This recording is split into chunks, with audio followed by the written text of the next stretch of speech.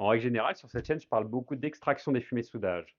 Dans la vidéo d'aujourd'hui, on va parler de l'étape qu'on recommande avant ça, qui est de minimiser ces mêmes fumées. Et donc pour cela, je vais vous donner 5 stratégies ou 5 pistes de réflexion pour atteindre cet objectif. C'est évident que toutes ces recommandations ne vont pas pouvoir s'appliquer dans votre cas, mais c'est quand même bon d'avoir ces idées en tête pour voir ce qu'il est faisable ou non dans votre cas de figure, encore une fois pour permettre de minimiser la production de fumée et donc de faciliter par la suite son extraction. Le premier aspect qu'on va aborder, c'est les procédés. Ce qu'il faut savoir, c'est que les différents procédés vont générer plus ou moins de fumée. Tout en bas de l'échelle, on a l'arc submergé qui va générer peu, voire même parfois pas de fumée. Ensuite, au-dessus, on a le TIG qui génère très peu de fumée. D'une part parce que l'arc dans ce procédé est stable et également parce que le métal d'apport ne porte pas le courant. Ensuite, au-dessus, on a le MIG qui va générer en règle générale à peu près 1% du poids du fil qu'on va souder en fumée. Et tout en haut, on a le flux core qui lui va générer 2% du poids du fil qu'on soude en fumée. Le deuxième aspect à considérer, ça va être au niveau de nos paramètres de soudage.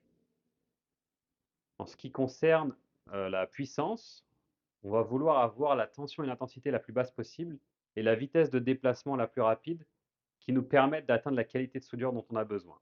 Au niveau des gaz de protection, de manière générale, quand on réduit la proportion de CO2 dans le mélange, la génération de fumée va être moins importante. Quand on soude au MIG ou au MAG, le mode pulsé a tendance à générer moins de fumée toxique que le mode conventionnel, notamment en ce qui concerne le manganèse et les chromes hexavalents.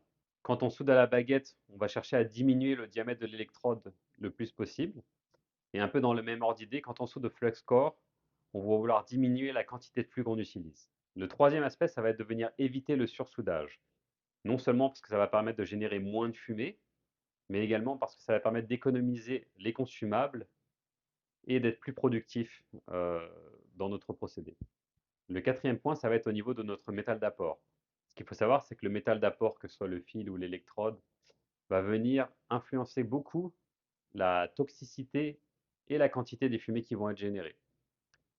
De manière générale, on va vouloir essayer de diminuer le plus possible les concentrations en matériaux cancérigènes, que ce soit le chrome qui crée du chrome hexavalent quand il est chauffé, ou alors le cadmium par exemple, ou alors des matériaux qui sont hautement toxiques, comme le manganèse qui peut donner le manganisme, qui est une maladie qui ressemble beaucoup à la maladie de Parkinson. Le cinquième et dernier point qu'on va aborder aujourd'hui, c'est au niveau des revêtements. C'est très important de bien préparer les surfaces avant de souder. Non seulement pour avoir une meilleure qualité de produit fini, mais aussi afin de générer moins de fumée toxique. Les revêtements vont venir influencer, un peu comme le métal d'apport, beaucoup la quantité et la toxicité des fumées.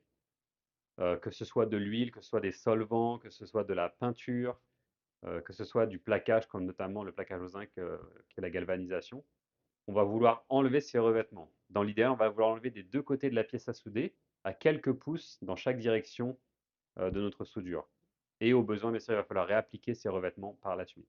Si vous voulez en savoir plus, je vais mettre dans la description de la vidéo le lien vers l'article de blog qui aborde ce sujet plus en détail. Et également, si vous avez des questions au niveau de l'extraction des fumées de soudage, je vous invite à venir participer à un des webinaires que je donne gratuitement chaque semaine. Encore une fois, je mettrai le lien dans la description de la vidéo. Sur ce, je vous souhaite une bonne journée.